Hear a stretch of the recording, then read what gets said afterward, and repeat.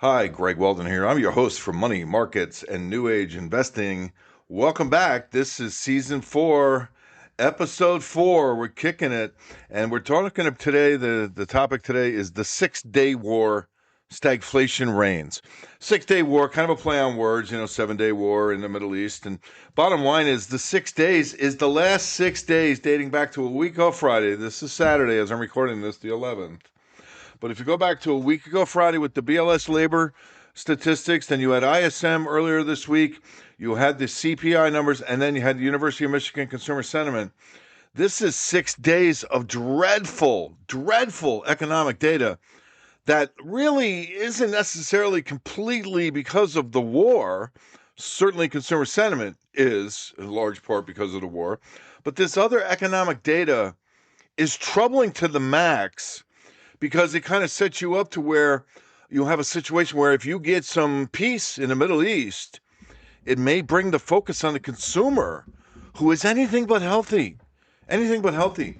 And we go back to the BLS employment situation report a week ago Friday, 170,000 something increase in non-farm payroll employment. What's interesting is this past week, after the BLS payroll numbers showed the headline gain that was much larger than expected. Okay, the Fed, won't have to cut. They're comfortable where they are, kind of thing. And the economy is good and the labor market's good. That was the narrative on TV. And the bottom line is the Fed minutes from the March meeting, all right, which predates the BLS employment report. They specifically said that January-February labor data was negatively impacted by strikes, and they expect there to be this to be made up for in March with a large number, and it was. So the Fed totally expected this. This is not a surprise to the Fed. And it's not a surprise to anyone, who read the meeting minutes on Wednesday. But what's interesting here is every other part of this labor market data was horrible. Really deflationary in the sense that it feeds into the stagflation theme. Why? Because the unemployment rate fell to 4.3. And that's great. And holy mackerel, we didn't expect that. And 4.4 to 4.3, the Fed has projected it out. Maybe it gets to 4.5, but having it in a range of 4.3 to 4.4 for the next 2 years. Saying there's going to be no erosion in the labor market whatsoever for the next 2 years. Their kind of, fairy tale view of what the employment market's got, especially when we have AI coming down the pike. But here's the bottom line on this report that was just released a week ago.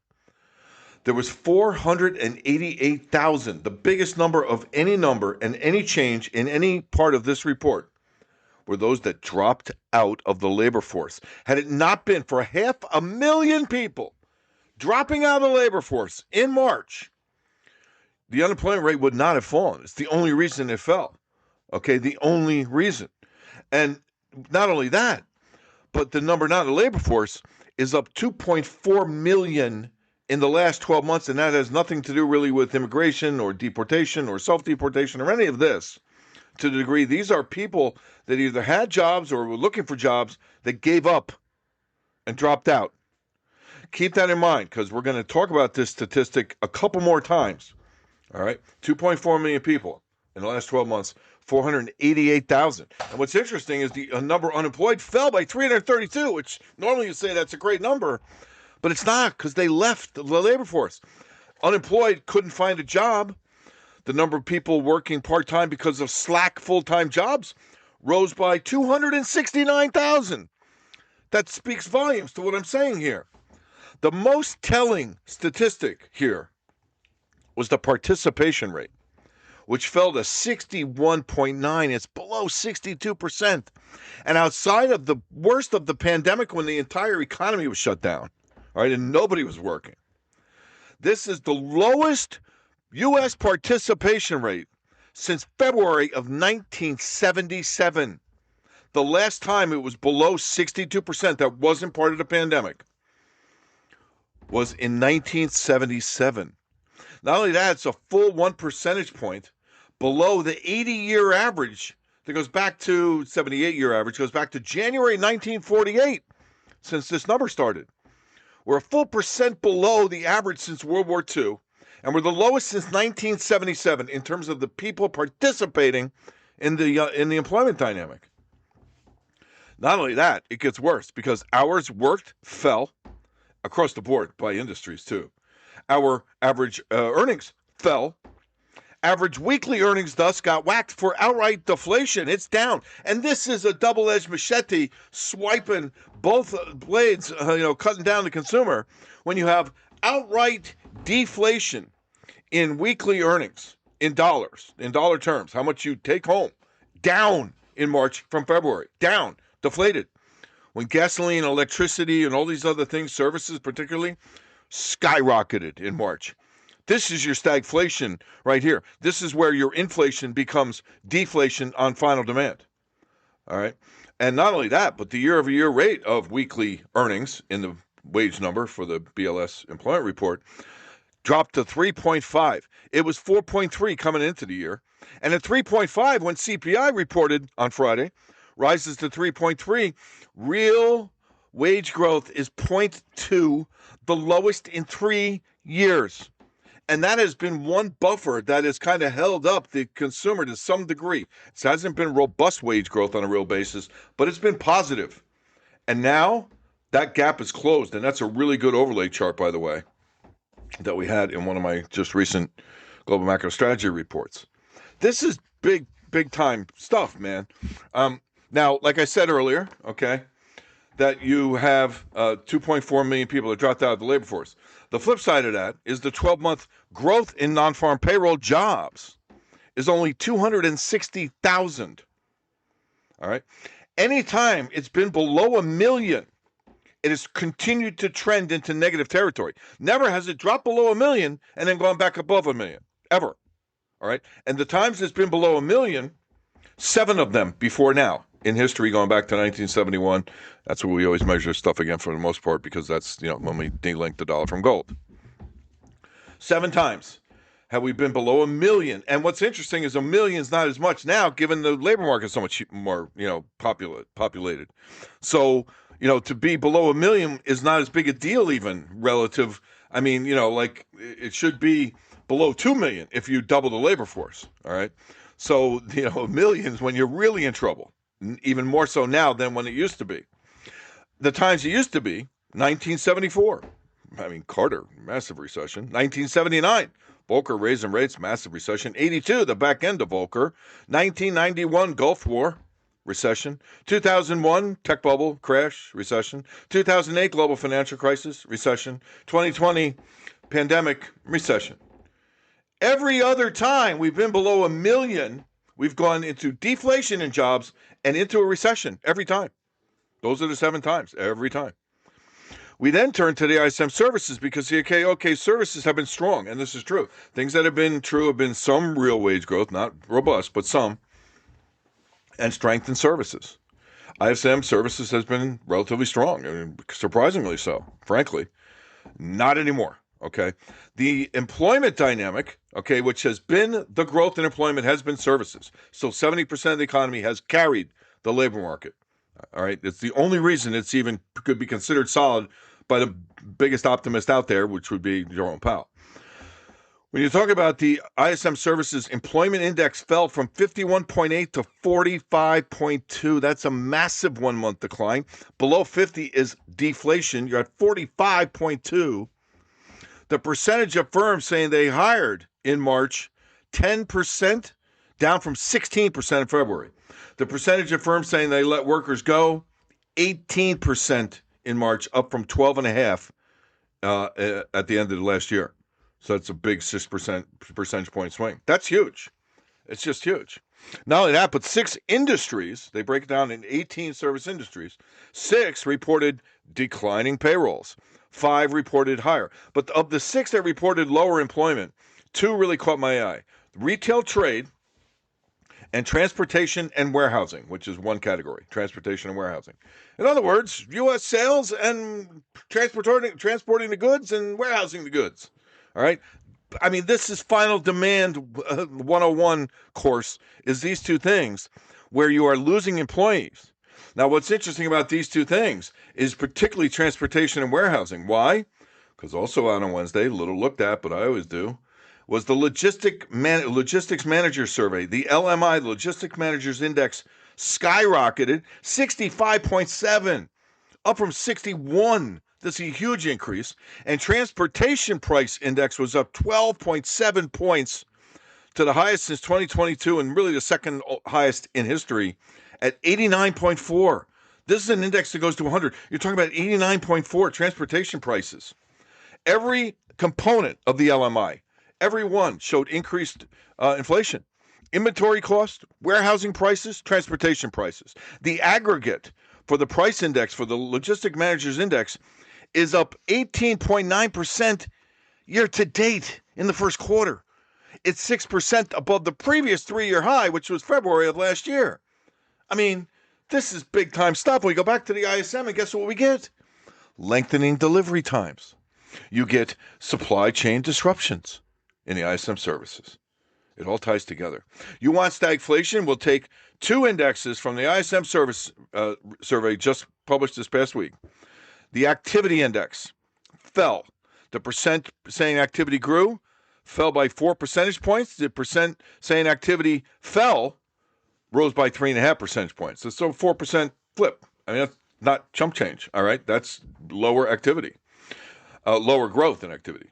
Prices, the percentage of firms saying prices rose jumped to 46% up from 31%. 46 from 31. That's a 50% nominal increase. The percent of firms saying prices fell, 1% down from 4%. Not only that, love the list of commodities up or down in price, and certainly those in short supply is always in the ISM numbers. It's always a must-see. In March, the April report for March, there were 12 new commodities up in price, which more than doubled the total. It was 8. We added 12. Now there's 20 in 1 month. You don't see that 12 added in a single month. That is, I won't say it's, totally rare, but it's very uncommon. Now, what's interesting is the breadth of the things that were added this month across the board in almost every kind of industry even. Asphalt shingles. Think about building homes and roofs and even to the degree of asphalt and road repair and all these kinds of different things that are going to cost more, especially for municipalities that don't have the money. Aluminum, steel, all kinds of things in aluminum, steel, building. Electrical equipment. Think about the electrical grid, all the data center build-outs, okay? Electricity prices, really high. We'll talk about that in a minute.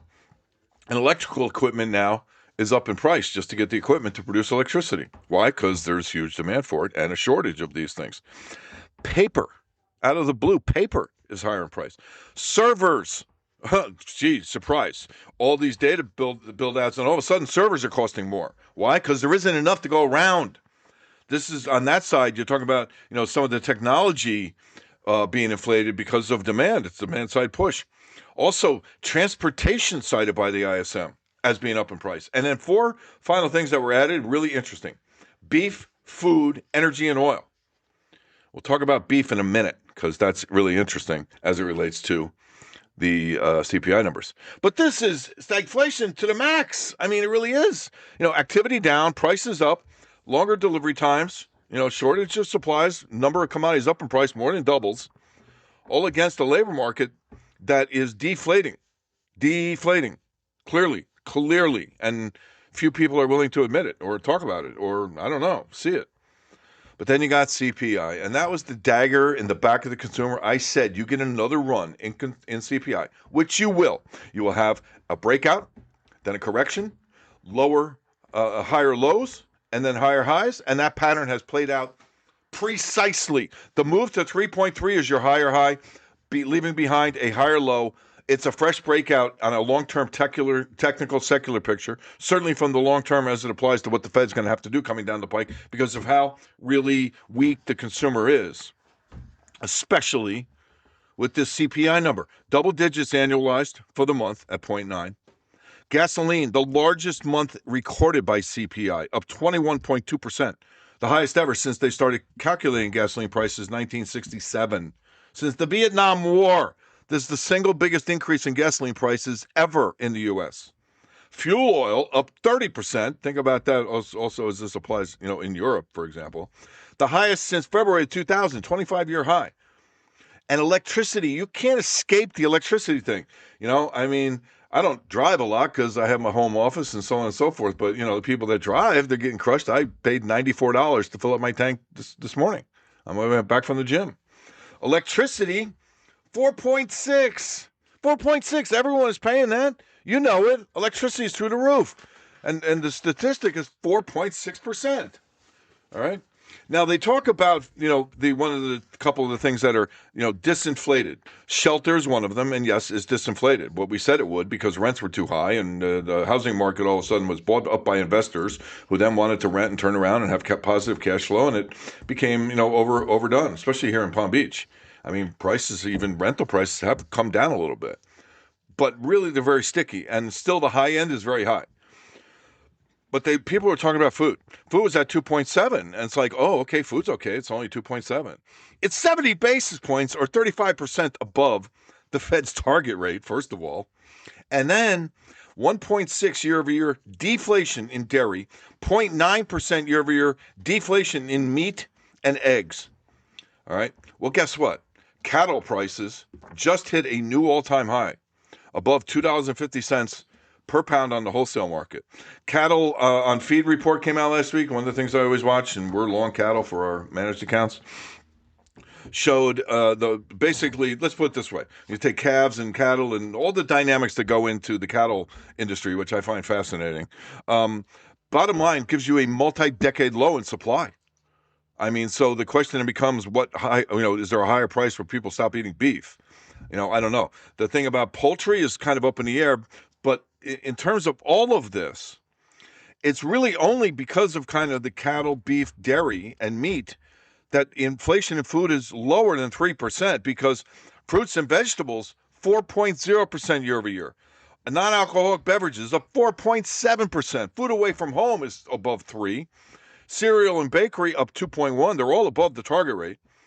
And just now, within the last week, NOAA, NOAA, National Oceanographic Institute, something like that. I mean, I don't know the exact name of the NOAA. It's just NOAA, all right? Their models for El Nino were 65%. You remember last time I talked about this, of an El Nino by June. It's now 80%. And they are putting a 25% probability that it'll be the worst El Nino situation we've ever seen. And we've talked about why that could be, because of the other environmental dynamics going on right now with the planet and where we are in the solar system, where we are rather in the galaxy, in the Milky Way. And all that feeds into what could be a really stressful summer for some of these crops. Already, there's a lot of them that could be affected. Cocoa, coffee, sugar, certainly the grains, soybeans, wheat, corn, cotton, for example, not a food, but an ag commodity that could be hugely affected, already breaking out. These are the things you're going to want to watch, and we'll talk more about that towards the end of today's podcast. But bottom line, it comes down to the consumer, because this is all impacting the consumer, and how I said another rise in inflation will be a dagger in the back of consumer final demand growth. And guess what? Let's look at the consumer real quick. Just the brushstrokes of things that we've already talked about on this podcast. We just came off only the third ever 12-month deflation in revolving credit. All right, from December of 24, just lasted through into January. Now, you had a little bump, but a lot of that is kind of seasonal, and it is kind of the base effect to whatever extent. But already in the year to date, just 2 months, you're down 1.5%. The nominal 12-month growth in revolving credit is only $23.3 billion. Anything below 20 is the danger zone. You want to see it above 40. Not that that's the academically right thing to have high credit growth, but we're talking about consumer final demand, which is dependent on credit. So we're not saying right or wrong, credit, not credit. It's just the facts. This is the dynamic that is the fuel that drives the consumer final demand. All right. Bottom line, all right, we are still $25 billion below the high that was set in October of 2024. So revolving credit has not grown in like 18 months. That's a problem, when you're talking about the consumer, and the other background that is basically kind of become prohibitive to borrowing more money. And I've said this repeatedly, and figuring this is one of those things where it's a broken clock. At some point, I'm going to be right to keep saying it enough. I really try to avoid those kinds of situations, but this is one of them, where at some point the consumer would be unable or unwilling to continue to borrow this, to live in discretionary spending when they have to spend all their money on what they need. All right. Credit card debt is above personal savings. Real wages, we just got 0.2. It's the lowest in 3 years. The delinquency rate on credit cards, the second highest ever behind only the global financial crisis. Subprime auto loan delinquency is the highest ever. Student debt's back, a couple $1 trillion, $1.5 trillion. And even in the Fed surveys now, you're seeing the people earning above $100,000 a year, their attitude is shifting, where they now expect that their income growth will be flat relative to higher inflation expectations. Those below 100,000 are really hurting, and they're saying basically we expect our real income to deflate by 2 to 2.5%, and they're cutting spending back to only 1% growth expected in the next 12 months. This is a problem. Now let's circle back and bring home the point of 2.4 million people dropping out of the labor market in the last 12 months. Because the Fed and the Treasury and the government, the BLS, whoever, they're going to tell you 4.3% is the unemployment rate. I would say that the U6, the all-in unemployment rate, rose to 8%, by the way, from 7.9. But here's the crux of the matter, man. You had 500,000 dropouts in March, 2.4 million over 12 months. You subtract the 260,000 jobs that were created, and you have a dropout rate of 2.14 million over the last 12 months. If you add that to the 7.2 million unemployed that goes against the 4.3 rate that the BLS gives us against 167 million employed, you add that 2.14 million to the number unemployed. Instead of dropped out of the labor force, they were unemployed, considered, because they are. The unemployment rate would not be 4.3. It would be 5.6. 5.6. And the Fed would be between a rock and a hard place where they're going to end up anyway in trying to decide whether to go with inflation or go with the consumer. And they will choose the consumer, and inflation be damned, and the dollar be damned. But that's another step away. I mean, they might even tighten first. All right, and that's what the markets are saying. But this is why the University of Michigan Consumer Survey that came out on Friday showed us 3 of their indicators. Consumer sentiment, consumers' feeling about the current economic condition, and their personal financial condition. All 3 hit record lows, the lowest since World War II. This data goes back to February of 1952. 1952. These are the lowest ever, which means the current consumer sentiment in the U.S. is lower than it was during the Carter years. The 70s, wage price spiral, inflation, hostages in Iran, gas lines, shortages. Odd and even fill-up days. I remember that. All right. 79, 81, when Volcker lifted interest rates to 20% to defeat inflation, and he did it by crushing final demand. And it was one of the worst recessions ever. 90, 91, the sentiment is worse now than the first Gulf War, which led to a really bad recession. And the first time we ever had nominal ZIRP, meaning that was the first time Greenspan cut the Fed funds rate to 3% when inflation was 3%, meaning a zero real rate, and people went ballistic that this was going to cause inflation. They didn't realize you have to start QE. That's when the inflation thing goes, and that's when the debt black hole starts to consume you. We are feeling worse now than the post-tech bubble crash and the recession that followed. The NASDAQ lost like 86%. We feel worse now than then. We feel worse now when the global financial system globally almost melted down and you had a mini depression. We feel worse now. And we feel worse than the worst time, the worst period during the global economic shutdown during the pandemic. Sentiment is worse now than any of those times in U.S. history. Now, University of Michigan, grain of salt, I get it. Not going to get political on this podcast to the degree that it does, whether it impacts markets or not. This impacts markets. Now, what I find interesting is because the core CPI, the non-energy CPI, was still below 3. All the pop media, the talking heads on television, were celebrating it like it was a good number. And the comments, two comments that came out of, I won't say who, all right, but, primary news networks. The odds of a rate cut are rising now with the CPI behind us. And the other one was traders adding to rate cut bets after CPI number. It's just not true. I don't get this false narrative where they're saying the market expects rate cuts. There is no market that I'm seeing except for the stock market, which you can't, judge. You can't, basically, measure it.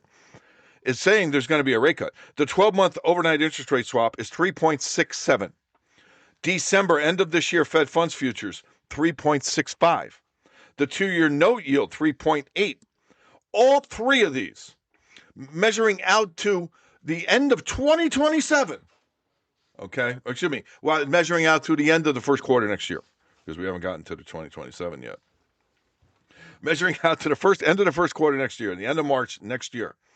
All three of these rates are above the current midpoint of the current Fed funds target range. 3.625 is the midpoint. OIS 367. Fed funds 365. Midpoint 3625. Every one of them is above the midpoint, which implies 0% probability the Fed will cut rates between now and the end of the first quarter next year. And it gets worse because the 2027 Fed funds futures swap rates, the 12-month swap rate for next year, is 37.5 basis points. What does that mean? It means that the market expects the Fed to move the Fed funds rate to the upside by 37.5 basis points next year, which means a 25 basis point increase is 100% implied. All right. And the second hike, if you take the 25 from the 37.5, you're left with 12.5. That's 1/2 of another 25 basis point cut. 1/2 means 50% implied probability that the Fed will hike rates twice next year.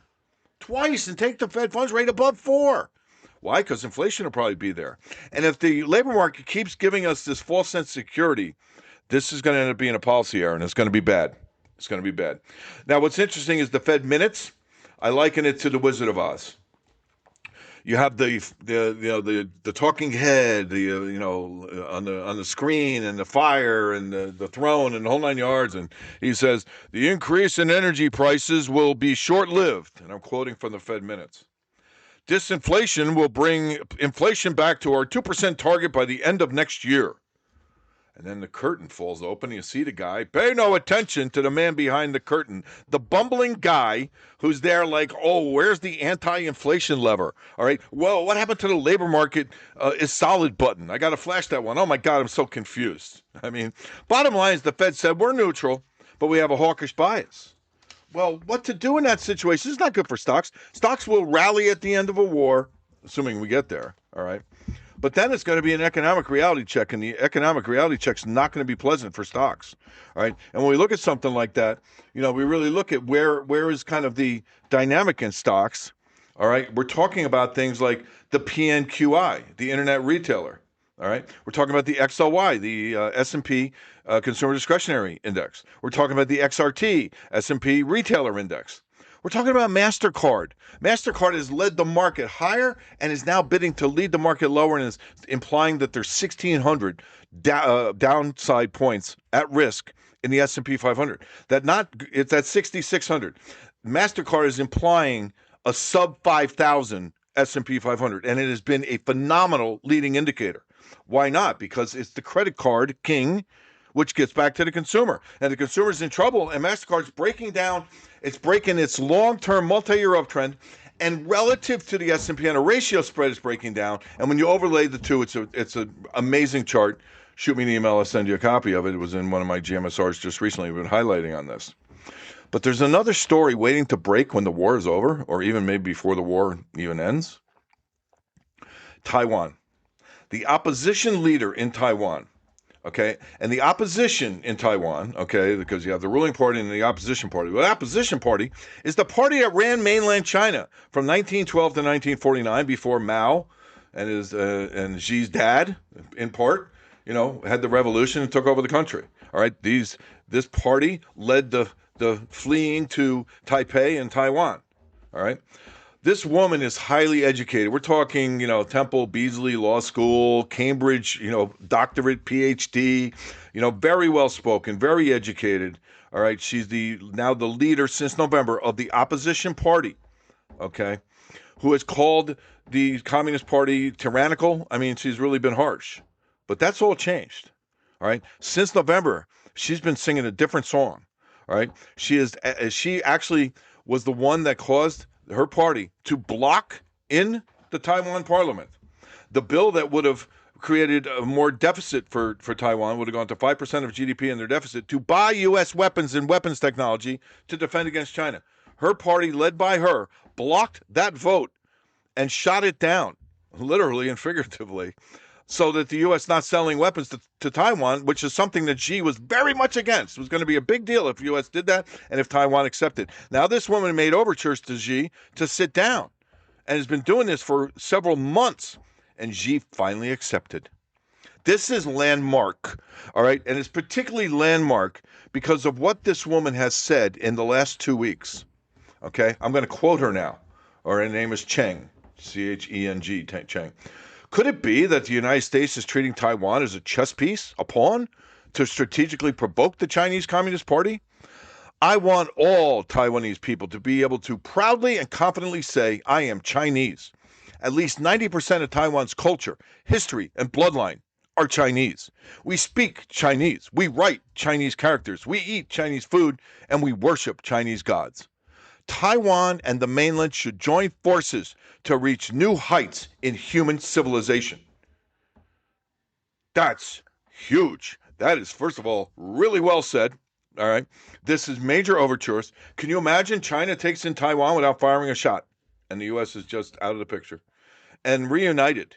And they make a deal with Iran and the Straits and the whole 9 yards, and the U.S. takes off. And what's the U.S. doing? Now we've pissed off NATO, the U.K., Canada, all our trading partners. They're all now talking deals with China. I mean, when this war is over, the dollar is big time at risk.